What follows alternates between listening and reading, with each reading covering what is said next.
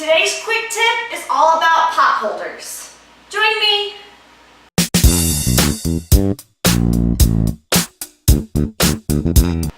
Your pot holders can be placed in a drawer or a cabinet near your stove and your oven.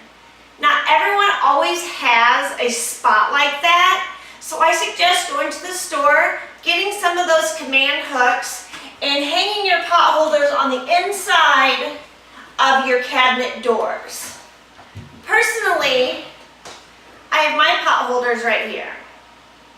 By doing this, your pot holders are always close at hand.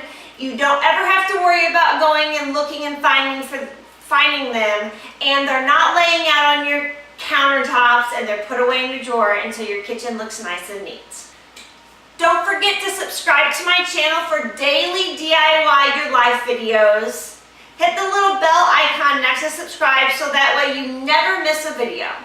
And I will see you next time. Welcome to DIY Your Life. Please hit the subscribe button and click on the little bell next to it so you never miss an organizational or cleaning video. Share this video on your social media with all your friends and family. And please click the thumbs up button below. Thanks!